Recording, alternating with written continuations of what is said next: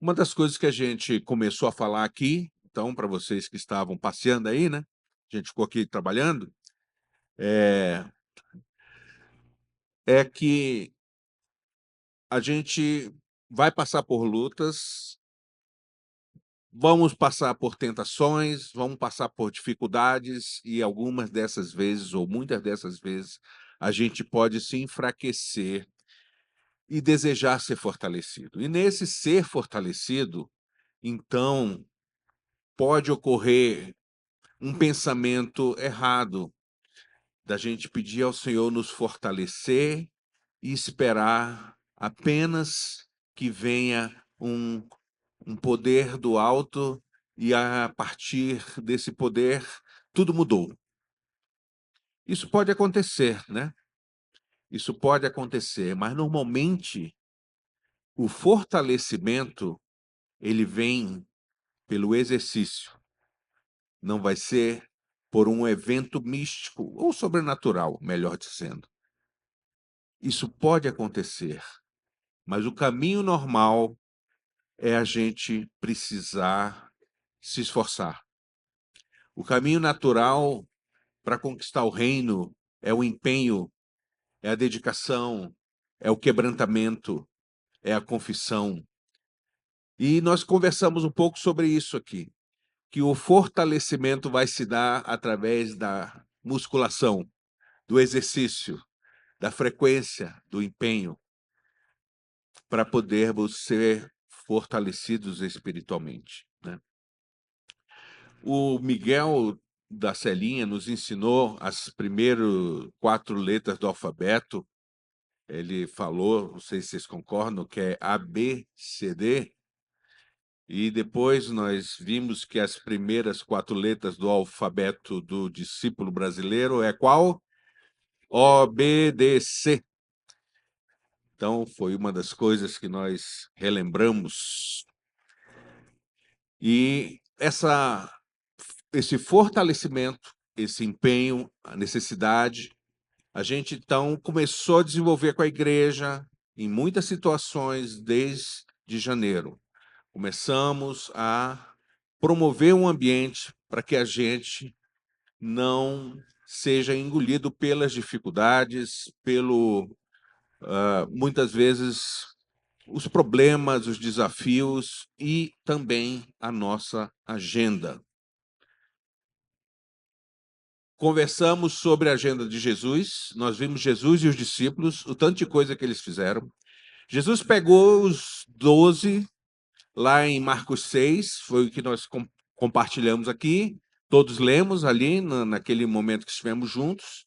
E em Marcos 6, Jesus, ele pega os discípulos, separa 2 em 2. Antes disso, se a gente for ver Marcos 5, Jesus está atuando em vários cenários, um atrás do outro. Tem lá expulsando o demônio, tem Gerazeno, e tem discussão com os fariseus, e aí mandou os espíritos para os porcos. Depois o pessoal queria linchar Jesus, e os discípulos lá vendo tudo que Jesus fazia e ensinava.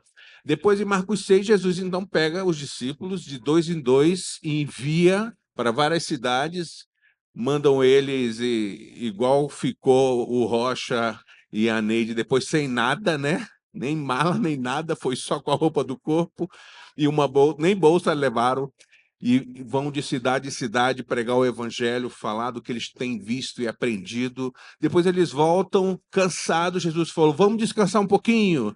E nesse descanso, está lá uma porção de gente procurando e Jesus ensinando, e de repente eles estão até o cair da tarde, fica a turma lá sem comer, né? A gente sabe disso, ficou sem comer e perguntou Jesus para os discípulos: que faremos? Não temos nada aqui, não tem o iFood, não entrega. Beleza, Jesus então faz um milagre. Mas Jesus também ensinava os discípulos, e naquela rotina foi uma coisa atrás da outra. Como Jesus, uns 5.000 homens, então devia ter talvez umas 20.000 pessoas, umas 15.000, porque fora mulheres e crianças, normalmente faz mais mulher e criança do que os homens, né? Como Jesus, de repente, ensinava sem microfone, sem um auditório, sem ventilador, né? E estavam lá, os discípulos estavam lá, e essas transmissões aconteciam muitas vezes assim. Vou fazer um teste aqui com vocês. Eu vou pegar aqui o Dé e vou pegar aqui o João Borsoi ali, hein? E o Sérgio. Pronto, vocês fiquem de pé. Como que a gente transmite o ensino? Então, eu falaria assim: bem-aventurados humildes. Aí você fala para o pessoal de trás. Não, fala alto, cara. Aí, Sérgio, vai estar aqui de trás. João, fala com... E assim os discípulos estavam espalhados no meio da multidão e eles iam transmitindo o ensino, aprendendo e transmitindo. E aí chega depois, cansado, pegaram o barco, saíram, vamos descansar, vamos longe daqui. A multidão foi, chegou na frente deles, chegou lá, Jesus ensinando de novo, curando. E, enfim, o pessoal não conseguiu descansar e a agenda deles era bastante violenta. Então, nós conversamos sobre a nossa agenda, né? A necessidade de fortalecer, a necessidade da gente não se embaraçar. Nós vamos ler 2 versículos que nós mandamos também para os irmãos meditarem. Hebreus 12, de 1 a 2. Pode abrir, por favor. E diz assim: portanto, nós também, pois que estamos rodeados de uma tão grande nuvem de testemunhas, deixemos todo o embaraço e o pecado que tão de perto nos rodeia, e corramos com paciência a carreira que nos está proposta, olhando para Jesus, autor e consumador da fé. Então, nós fomos conquistados. Essa foi uma realidade que aconteceu na nossa filiação.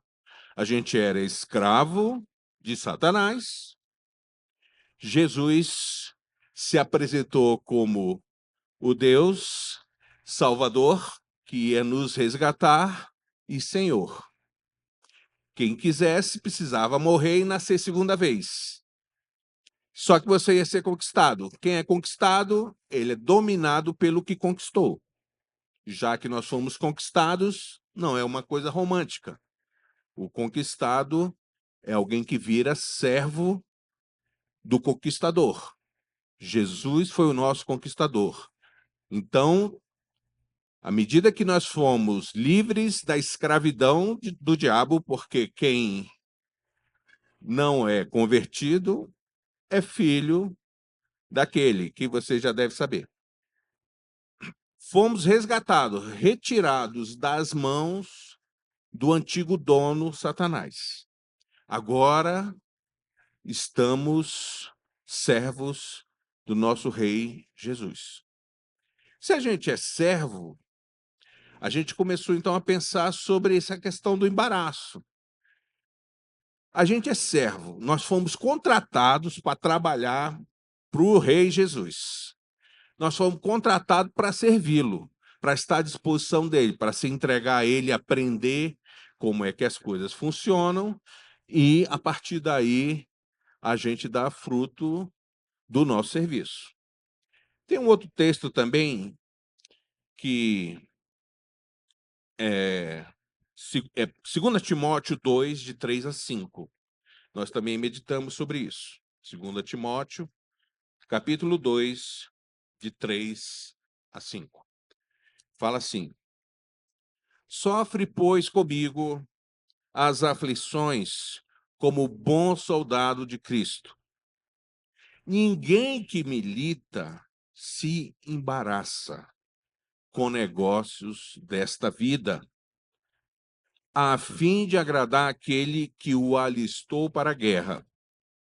E se alguém também milita, não é coroado se não militar legitimamente. Fomos conquistados, somos servos, estamos agora a serviço do Rei Jesus. Mas ainda temos uma vida, ainda tem pecado, ainda tem coisas que nos atrapalham, que nos embaraçam.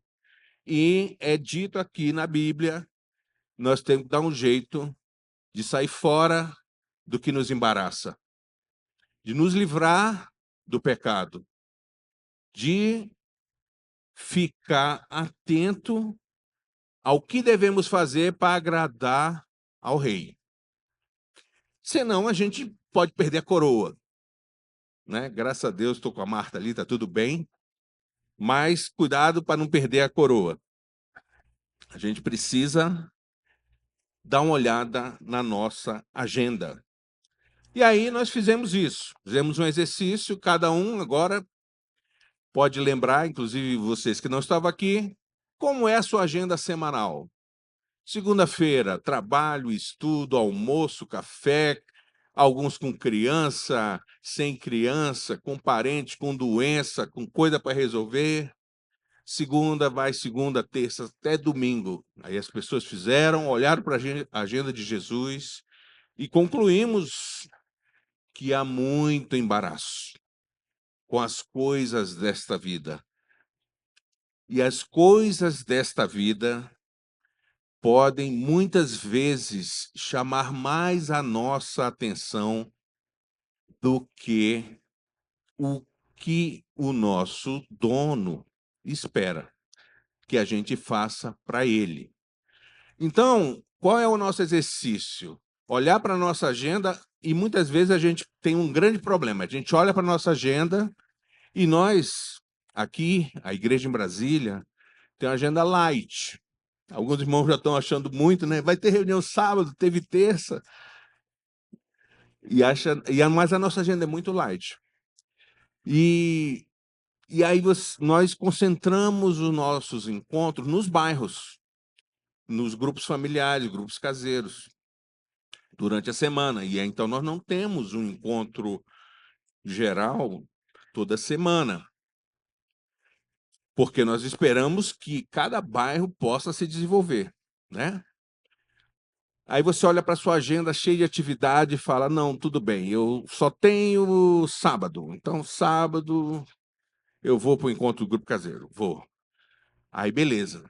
Ah, tem um discipulado. Não, então tá, eu vou terça-feira, aqui o discipulado, beleza. Separei minha agenda, eu fico 2 horinhas aqui, 3 horinhas ali, pronto. Resolvi a minha agenda como servo do rei.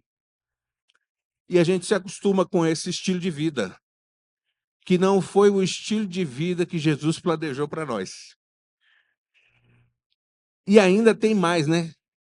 Puxa, este sábado vai ter aniversário de criança.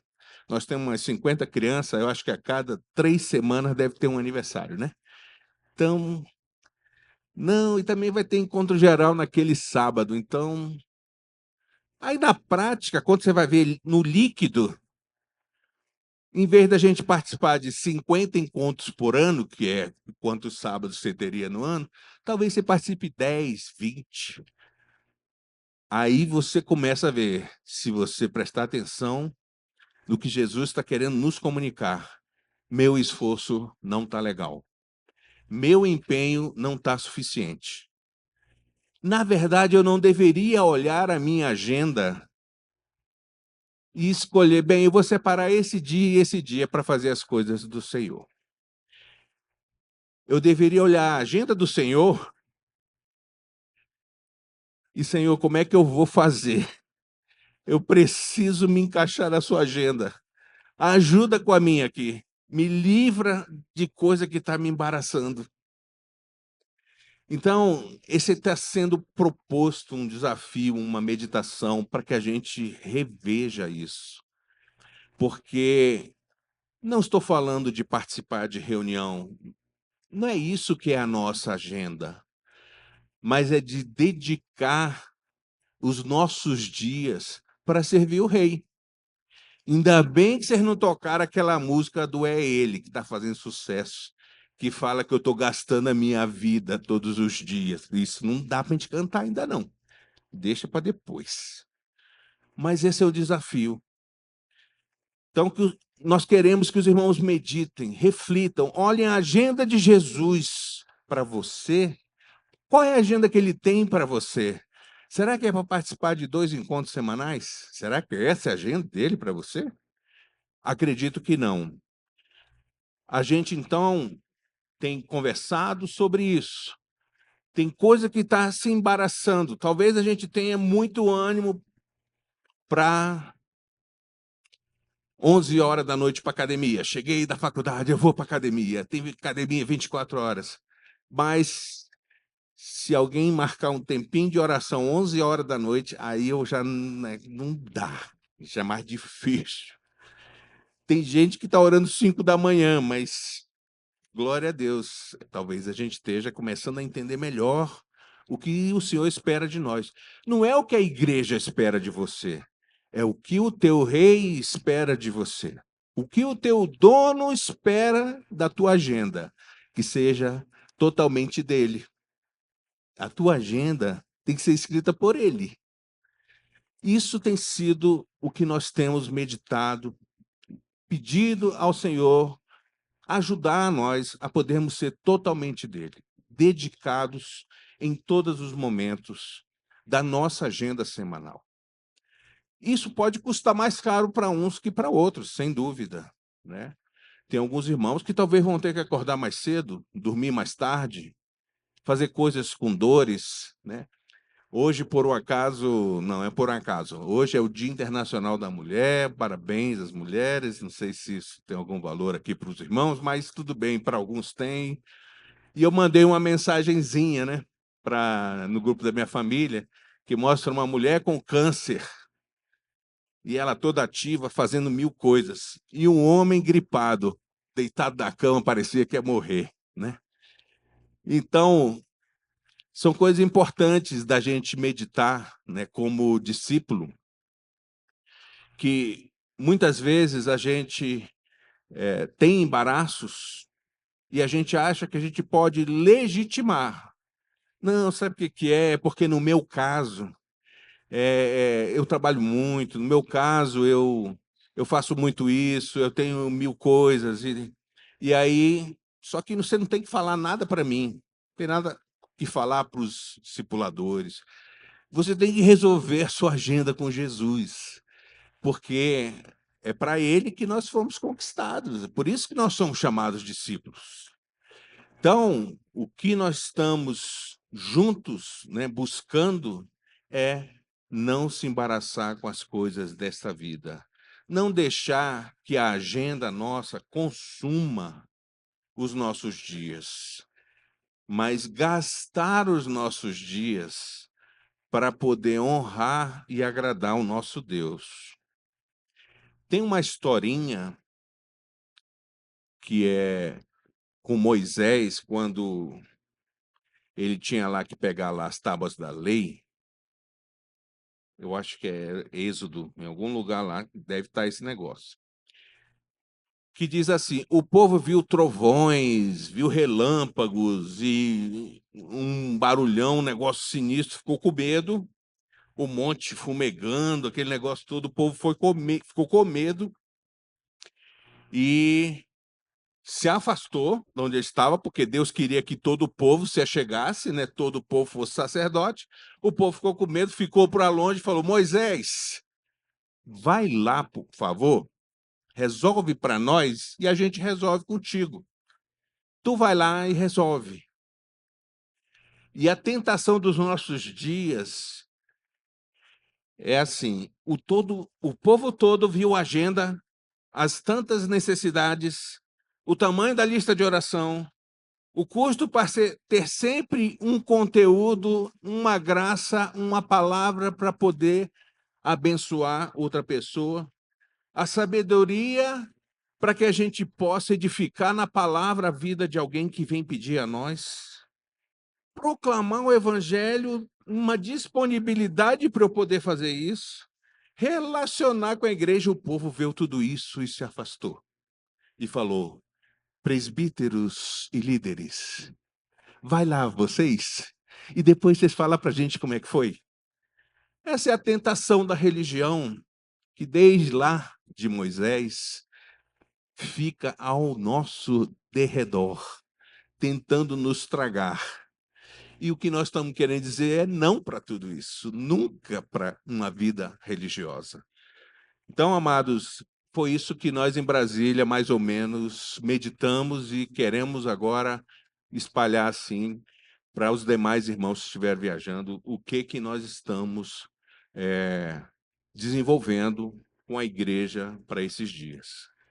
Nós queremos nos dedicar mais todos, porque quem edifica a igreja é a igreja e não a liderança. Isso, Beto.